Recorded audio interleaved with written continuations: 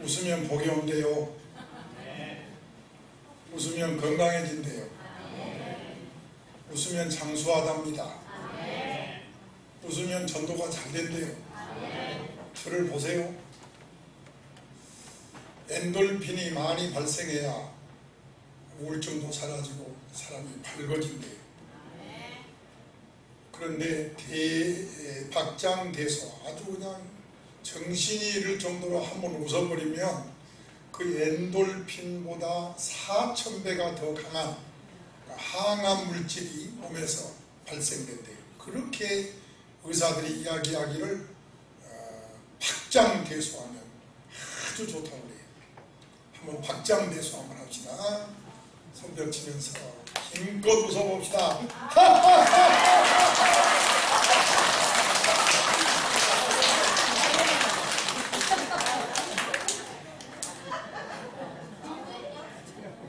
네.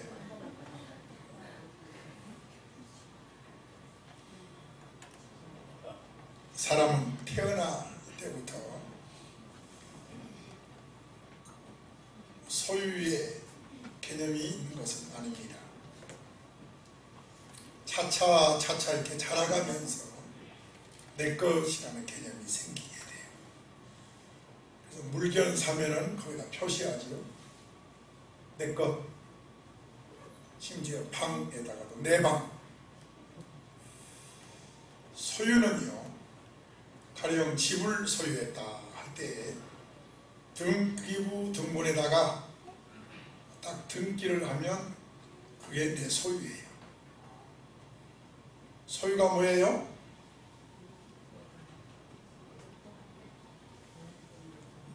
등기부 등본에다 등기를 기록하면 내 거예요. 그리고 두 번째로 이 정치적 안정과 관계가 있어요. 만약에 정부가 사회주의 공산국가가 됐다 그러면 사유재산을 인정하지 않기 때문에 내 재산은 없어져 버려요. 그런 면에서 정치가 안정되어야 내 소유가 되는 거예요. 또 하나, 소유라는 것은 생명이 살아 있어야 내 소유입니다. 내가 죽으면 내 소유가 아니에요. 제가 이번 수요일날 예배 끝나고 인도에서 오는 스님들하고 목사님하고 우리 추찬장로님하고 우리 권사님들하고 저녁 식사를 하는데 갑자기 배가 있어요. 그러더니 막 가슴에 통증이 와요. 손님이 왔는데 아프다는 표시는 못하고 얼른 화장실에 가는데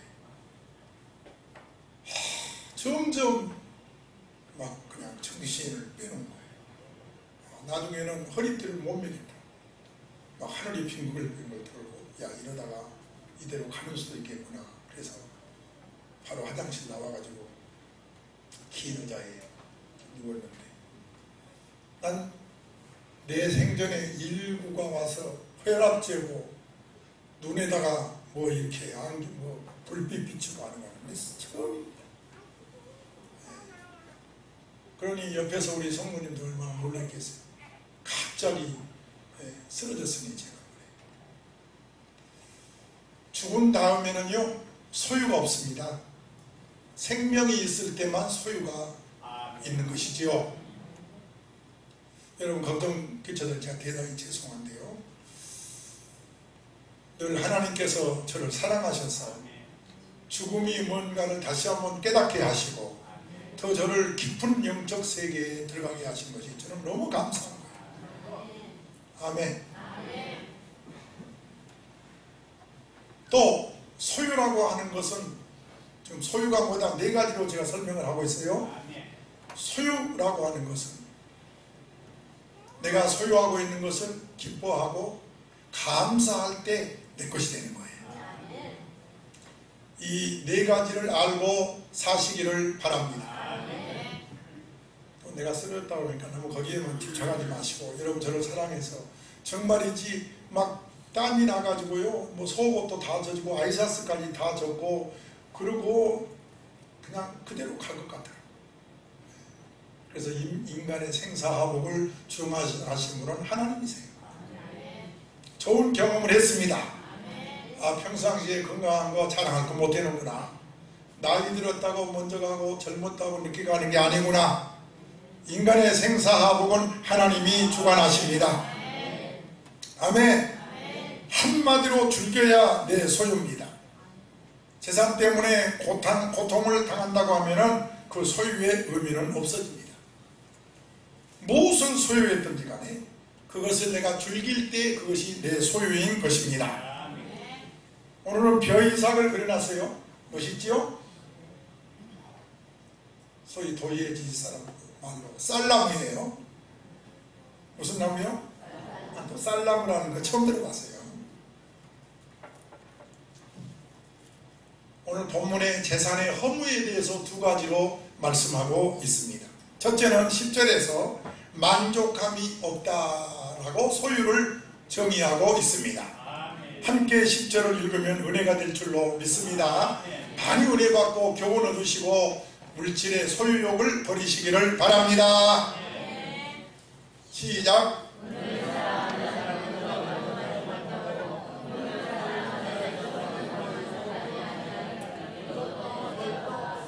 따라합시다. 은으로 만족하지 못하고 풍요로도 소득으로도 만족하지 못한다. 사실 탐욕은 가질수록 더 커지기만 합니다. 한 번은 모 그룹 회장이 자기 집에 가정부를 많이 데리고 있어요. 우연히 부엌 앞을 지나가는데 가정부들끼리 모여서 서로 얘기하기를 한 가정부가 나는 1000만 원만 있으면 소원이 없겠다 그러는 거예요. 그 소리를 들은 그룹 회장이 그 가정부에게 1000만 원을 줬어요. 왜? 1000만 원만 있으면 더 이상 소원이 없다고 그러니까 정말 필요한가 보다. 그리고 나서 다음날 이 부자 회장이 다시 그 부엌 앞을 지나가다가 그들이 하는 이야기를 들었습니다. 당연히 감사하고 기뻐할 줄 알았는데 가만히 들어보니까 그 1000만 원을 주었던 가정부가 말하기를 아이고 1억이라고 할걸. 그리고 불평을 하더라는 거예요. 얼마를 말할걸? 1억을 말할걸. 이렇게 탐욕이라는 것은 가질수록 커지는 것입니다. 만족이 없는 것이다. 그것이 오늘 10절 말씀입니다. 아멘. 이것을 성경을 통해서 우리는 배우자고 하는 겁니다. 아멘. 아멘, 아멘. 의사들이 말합니다. 잘 웃는 사람은 확실히 건강하다. 작은 일에도 잘 웃는 사람이 있는데 그렇지 않은 사람도 있는데 문제는 부자들 치고 잘 웃는 사람이 없다. 디모데전서 6장 9절에서 10절에 부하려 하는 자들은 시험에 빠지고 올무에 빠지고 선한 생각을 하지 못하고 멸망에 빠진다. 돈은 사랑의 대상이 아닙니다. 돈은 다스림의 대상입니다. 주먹 쥐세요. 돈을 다스리자. 여러분 돈을 사랑하지 말고 돈을 다스리시기를 바랍니다. 아멘. 돈 아깝지 않은 사람이 누가 있어요? 저도 교회의 재정이 너무 아까워. 그래도 주의 종인데, 그래도 설교한 분들인데, 대접은 대접이고 사례는 사례다. 그리고 봉투를 딱 가지고 또 아이고, 봉사했으니까 이걸로 하지. 그건 아니다. 내가 돈을 사랑하지 말고 다스리자. 그리고 대접하고 딱 주고 나면 얼마나 기쁜지 몰라요. 아멘이 갈수록 들어갑니다. 아멘. 여러분 돈은 사랑의 대상이 아니고 다스려야 될 줄로 믿습니다. 아멘. 어떤 사람이 세계적인 재벌 록펠러에게 물었어요. 세계적인 재벌 록펠러에게 물었어요. 사람이 얼마나 소유하면 행복합니까? 록펠러가 대답했습니다. 지금 소유한 것보다 손 들으세요. 조금만 더 있으면 행복합니다. 사실입니다. 록펠러의 대답을 교훈 삼으십시오. 얼마이면 행복하겠습니까를 묻지 마십시오. 오늘 여러분 현재보다 조금 더 있으면 행복하다. 아니 그 순간만 행복할 뿐 조금 지나면 또 더 가지고 싶은 것이 사람입니다. 두 명의 두부장사가 있어요. 한 두부장사는 언제쯤이면 이 두부장사 신세를 면하노. 근데 돈버는 수완이 많아가지고 돈은 잘 벌어요. 그런데 아이고 언제나 내가 두부장사를 면하노. 별다른 직업을 가져야 될 텐데. 그런 두부장사가 하나 있고, 하나의 두부장사는 두부장사야말로 나의 천직이다. 왜냐하면 아침마다 나를 기다리는 사람이 얼마나 많은가. 딸그당 딸그당 종소리를 기다리는 사람이 얼마나 많으냐. 그러면서 별다른 꿈 없이 행복하게 지낸 분이 있었는데 결과는 천직으로 알고 날마다 자기 삶에 만족한 사람이 다른 직업을 얻어서 성공하더라는 겁니다. 그런 걸 보면은 세상 사는 자기 소원대로 되지 않는다는 겁니다. 하나님이 복 주셔야 되는 것이지요. 그러므로 우리는 매일매일 행복해야 하자 그 말입니다. 매일매일의 삶에 감사하자 그 말이에요. 그러므로 오늘 첫 번째 재산의 소유의 허물은 뭐가 없다? 만족함이 없다. 10절이고 두 번째 11절에 있는 말씀, 소유가 많으면 소비자도 많다라는 말씀입니다. 해봅시다. 소유가 많으면 소비자도 많다. 이것이 재산의 허물하는 것입니다. 읽어보겠습니다. 11절입니다. 우리 교회는 항상 성경 본문에 충실합시다. 시작이요.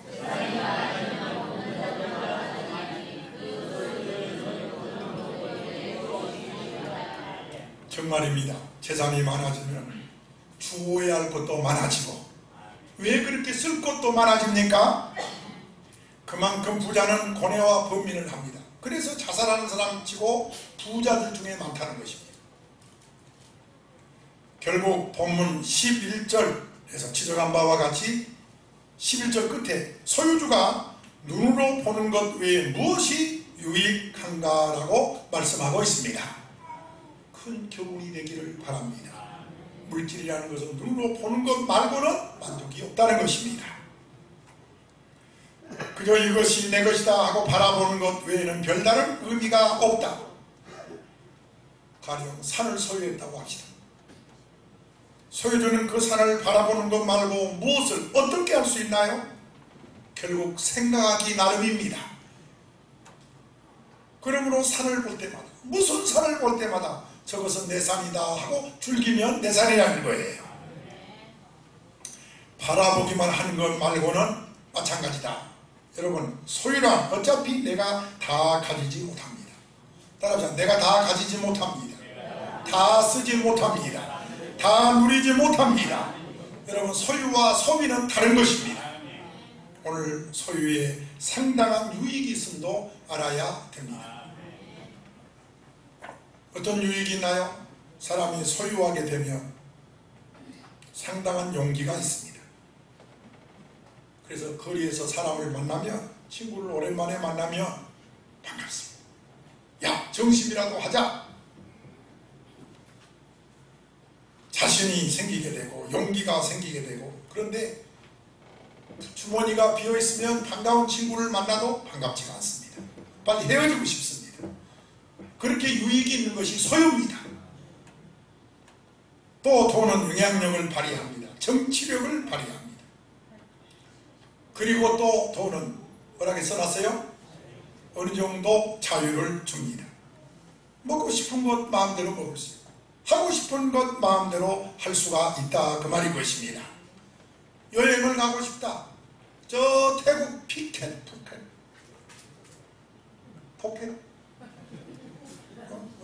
태국 푸켓, 우리 사화가 잘하네. 신혼여행 굴러가려나.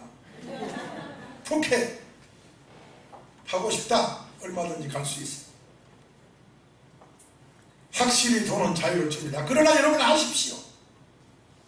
그건 부분적인 자유이지. 몸이 아픈 사람이 사형 선고를 받고 의사에게 매달립니다. 내가 얼마든지 돈을 줄 터이니 저를 좀 살려주십시오. 돈으로 못 살립니다. 따라서 돈으로 못한 것이 더 많습니다. 공부 못한 자녀에게 내가 돈을 많이 줄 터이니 공부 좀 잘하게 해주세요. 여러분 돈 가지고 공부 잘하게 할 수 없습니다. 그러고 보면은 먹는 거 입는 거 말고는 별로 돈이 할 수 있는 일은 많지 않습니다. 여러분 어떻게 보면 돈이 굉장히 위력이 있는 것 같지만은 부분적인 자유만 준다는 것을 아시기를 바랍니다. 또 돈의 유익은 뭐라고 했어요? 칠판에 돈 있으면 뭐가 유익하지요? 존경을 받지요. 인기가 있지요. 인정을 받으니까 사람이 따르지. 그러나 의인은 아닙니다. 의인으로 착각해서는 안 됩니다. 어떤 분은 돈이 있으면 마치 자기가 의인인 줄 착각하는데요. 아무튼 스스로를 의인으로 착각하게 만드는 것이 돈의 매력입니다. 그러나 여러분 성경을 보십시오. 하나님의 역사는 가난하고 어려울 때 위대한 일들이 많이 벌어지는 것을 철을 들고 나서 성경 보니까 많이 눈에 들어옵니다. 포도떡 5개와 물고기 2마리는 가난한 자의 도시락입니다. 그런데 주님은 그걸 가지고 5,000명을 먹이는 기적을 행하셨습니다. 가나의 혼인잔치에 포도주가 떨어진 것은 가난을 의미합니다. 그때 하나님은 기적을 행하셨습니다. 1818년 어느 날 밤 성탄절을 일주일 앞두고 저 오스트레일리아의 한 작은 시골 교회에 늦게까지 불이 꺼지지 않았습니다. 이 교회는 26세 된 젊은 몰 신부가 밤늦도록 잠을 이루지 못하고 있습니다. 앞으로 일주일이면 성탄절인데 그 가난한 교회에 있는 오르간이 고장났기 때문입니다. 성탄절 예배도 드려야 되지요. 연극도 해야 되지요.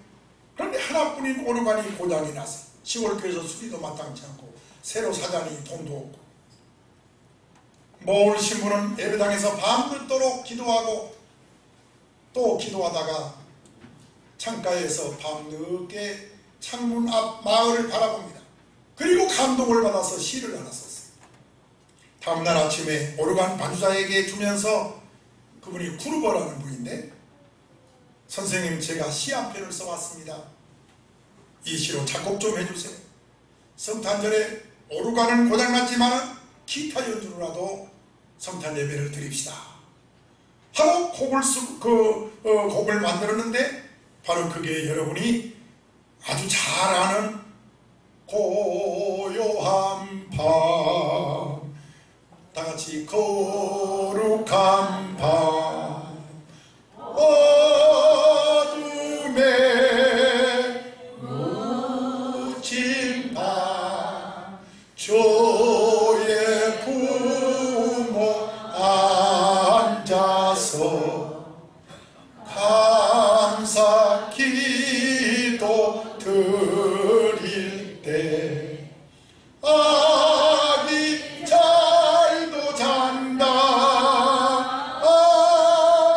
아기 잘도 잔다. 여러분이 알 정도의 이 찬송가가 바로 가난한 교회에서 그 어려운 때 이 훌륭한 곡이 탄생되었다는 사실인 것입니다. 우리가 성령 충만도 새 신자에게 더 충만하게 임한다는 거예요.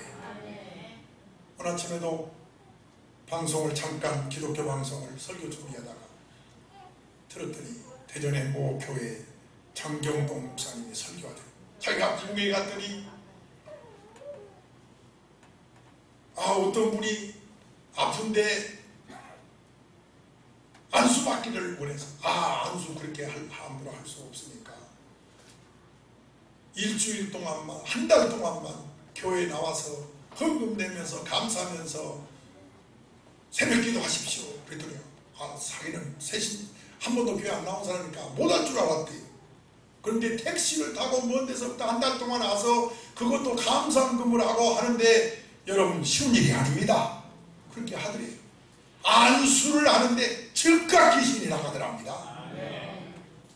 그런데 그 교회 권사님도 그걸 보고는 목사님 저도 귀신의 역사가 있는데 좀 기도해 주세요. 그런데 권사님은 아무리 기도해도 안 나가요. 그래서 하나님 앞에 아니 문제는 목사에게 있습니까? 권사에게 있습니까? 왜 안 나갑니까?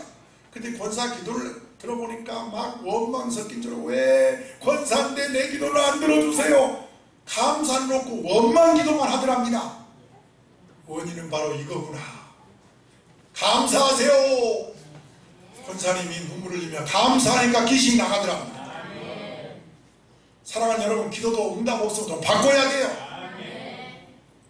할렐루야. 할렐루야.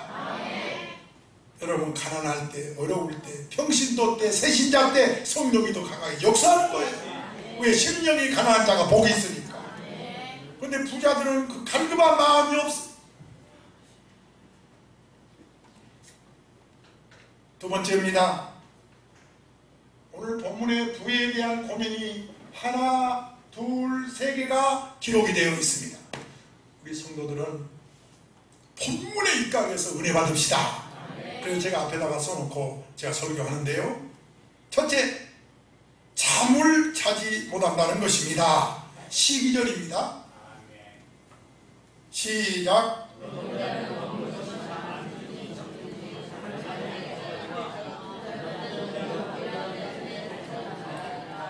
사람의 행복 가운데 중요한 것은 잘 먹고 잘 사는 것입니다. 아멘. 아멘 한 대로 될지어다. 흔히 잘 먹는 것은 복이라고 생각하면서 잘 자는 것은 복이라고 생각하지 못하고 있습니다. 그런데 시편 127장 2절에 보니까 성경은 분명히 말하기를 잘 자는 것이 복이라 그랬습니다. 아멘. 수면제 먹지 않아도 자고 싶을 때 잘 자는 사람 정말 행복한 사람입니다. 저도 그런 사람 가운데 하나. 우리 많은 목사님들과 친구들과 아는 분과 여행하면 같은 방에서 5명, 6명 잠을 잘 때도 아침에 일어나서 자기들은 저녁에 잠을 못 자는데 저 목사님 잠을 어떻게 그렇게 잘 자냐고 그럽니다. 잠을 잘 자는 것 최고의 행복임을 성경은 말씀하고 있습니다. 강철할 카네기도 말했습니다. 백망장자 중에 우는 사람이 없고 평안히 잠을 잔 사람이 없습니다. 좋은 침대에 누워서도 잠을 못 잔다면 어찌 그걸 행복이라고 할 수 있겠어요? 딱딱한 의자 위에도 깊은 잠을 잔다면 그것이 행복이지요. 사람은 소유만큼 번민도 많다는 것을 아시기를 바랍니다. 그래서 바로 부에 대한 고민 첫째가 뭐라 계세요? 잠을 잘 자지 못하는 것이다. 이렇게 내가 말한 것이 아니고 성경이 이렇게 말하고 있습니다.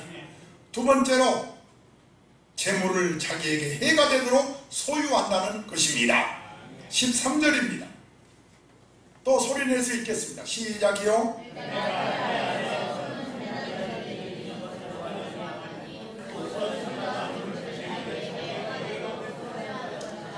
자, 소유주가 재물을 자기에게 해가 되도록 소유한다. 자기 겸손, 자기 온유, 자기 진실 다 잃어버리면서도 돈만 붙들고 사는 불쌍한 사람이 되게 한다. 이것이 소유라는 것입니다.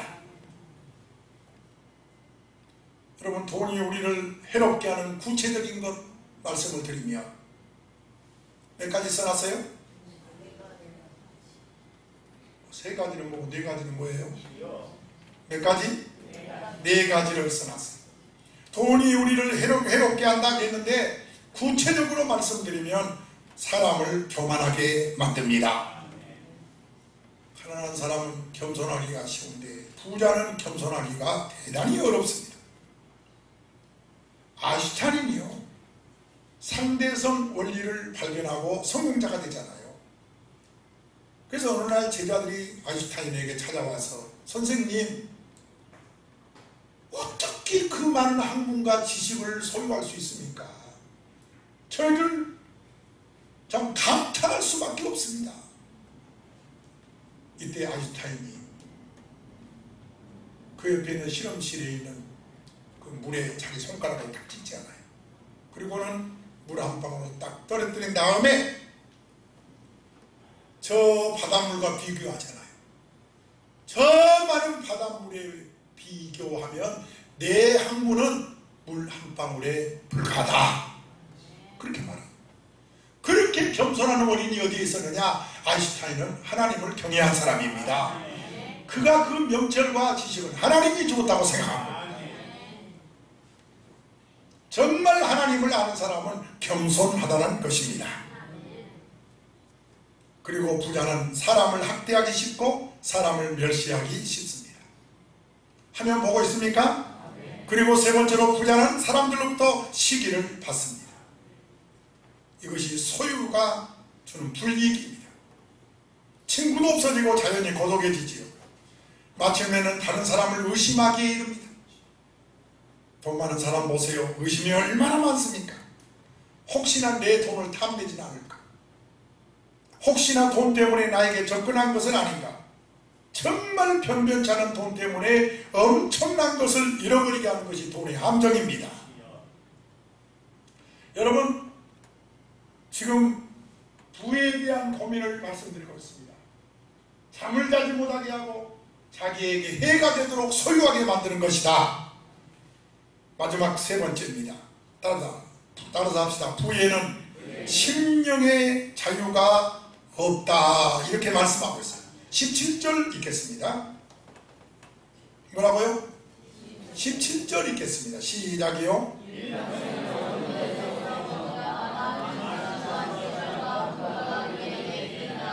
일평생을 어두운 데서 먹으며 무슨 말입니까? 심령의 자유가 없다는 뜻입니다. 그러니까 뭐가 있어요? 근심이 있고 또요? 질병이 많고 또요? 그래서 재벌들이 질병이 많다는 것입니다. 텔레비에서 보지 않습니까? 지금 이병철 아들이 누구요?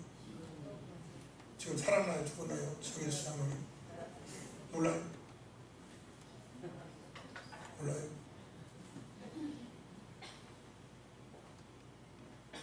분복이라는 것은 하나님이 내게 주신 복을 말합니다. 이것을 성경은 내 몫이라고 성경은 써 있습니다. 19절 읽겠습니다. 시작.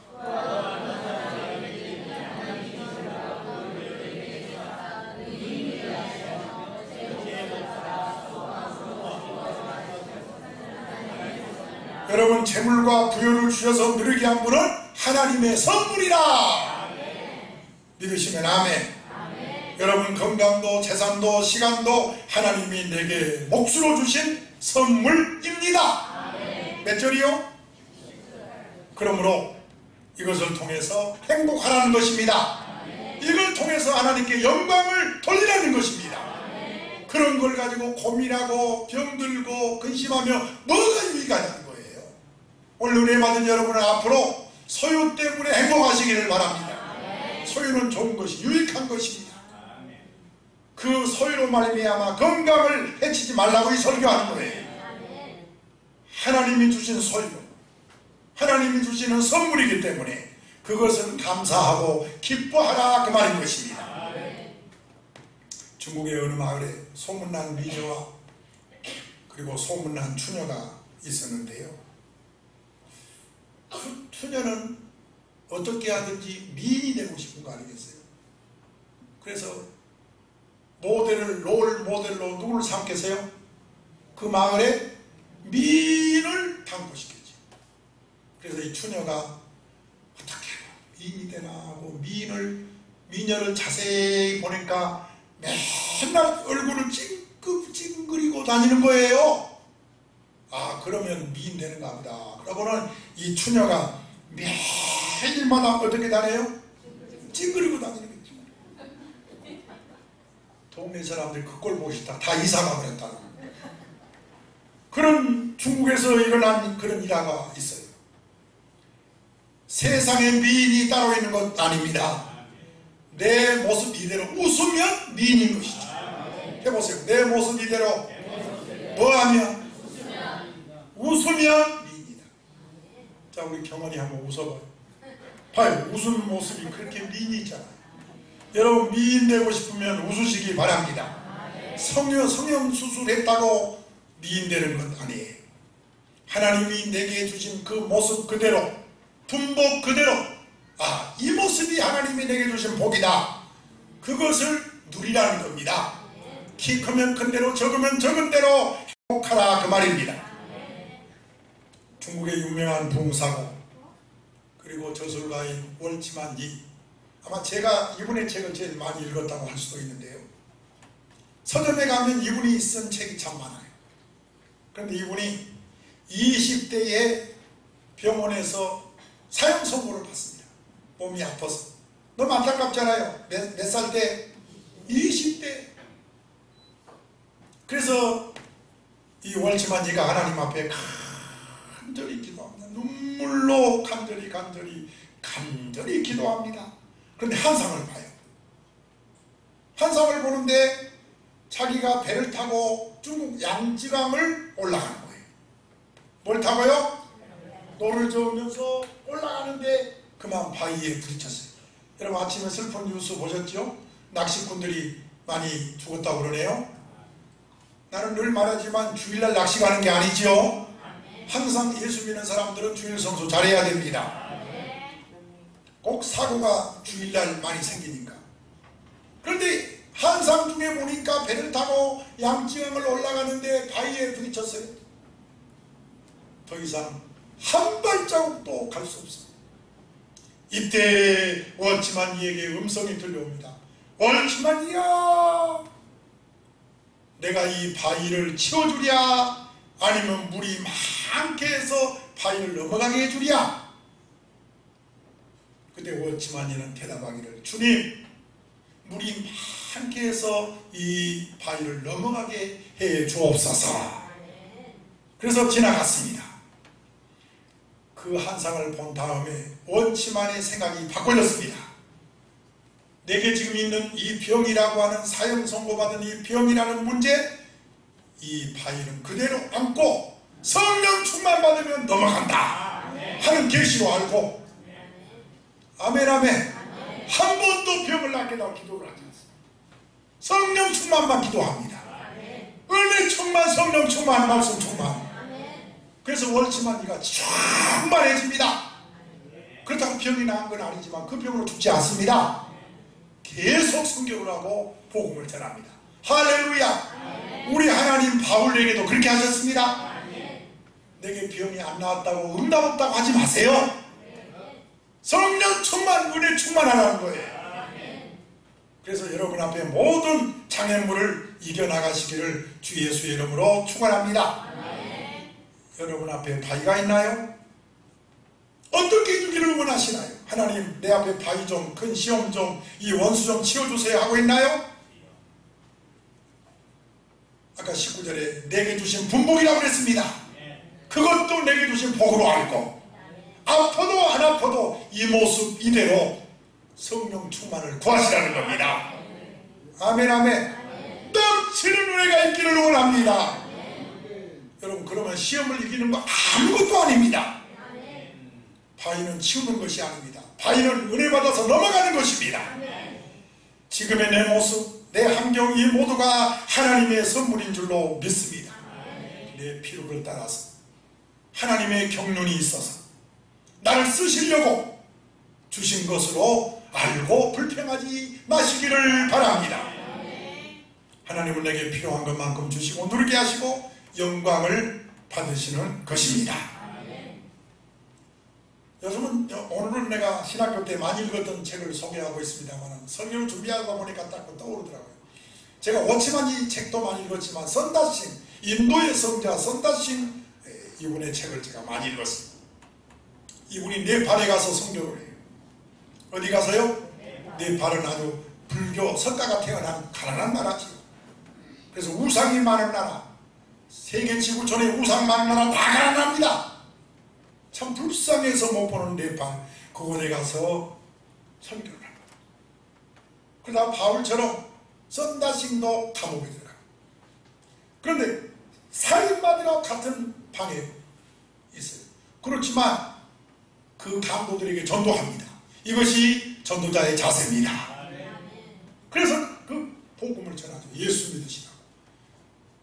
예수 믿고 변화받으시라고. 예수 믿으면 몸은 이곳에 있어서 여러분이 답답할지 몰라도 마음은 천국으로 바꿔질 것이다. 그러니 예수 믿으시라고 설명했더니 그들이 예수 믿고 변화되었습니다. 선다신과 같이 예배를 드립니다. 어디에서요? 감옥에서 찬양을 드리고 같이 기도를 합니다. 간수가 들어왔어요. 그만 그 장면에 깜짝 놀랐습니다. 다른 옷실에 들어가면은 전부 얼굴이 지옥에서 출장 나온 사람만 다 굳어져 있는데 이 썬다식 있는 방에만 들어오면은 화기애애하고 찬송이 있고 기도가 있습니다. 이때 간수가 나가면서 이런 말을 했습니다. 천국이 따로 있는 것이 아니라 여기가 천국이구나. 여러분, 감과 같은 세상에 살고 있나요? 하루하루가 너무 힘들고 피곤합니까? 불평하지 맙시다. 성령 충만합시다. 은혜 충만합시다. 말씀 충만합시다. 현재 내가 처해 있는 형편 그대로 그 현실 안에서 천국을 체험하시기를 축원합니다. 바위를 치워달라고 하지 말고 물을 넘치게 해달라고, 성령 충만하게 해달라고 기도합시다. 우리 한번 통성 기도하겠습니다. 첫째, 제사함을 받습니다. 여러분, 복 받으신 분 아멘 하세요. 이거는 돈 많은 회사 그룹 회장도 예수 안 믿으면 제사함 받지 못합니다. 둘째, 예수 믿으면 받은 복이 뭡니까? 우리를 둘러싼 모든 저주에서 우리는 해방입니다. 운명이 바뀌는 겁니다. 그래서 점 안 봐도 되고 날짜 안 봐도 됩니다. 할렐루야. 운명이 바꿔져 버렸어요. 우리는 이 땅의 자녀가 아니고 하나님의 자녀입니다. 예수 믿으면 받은 복이 뭐예요? 하나님의 자녀가 되는 권세를 받은 것입니다. 예수 믿고 받은 복이 뭐예요? 지옥에 떨어지지를 않습니다. 왜 지옥이 무서워요? 감옥에 들어가면 나온 날짜가 있지만 지옥은 영원히 지옥입니다. 그래서 지옥이 무서운 거예요. 예수 믿는 사람 지옥 가지 않습니다. 이 은혜를 감사하시기를 주의 이름으로 축복합니다. 기도합니다. 하나님 아버지,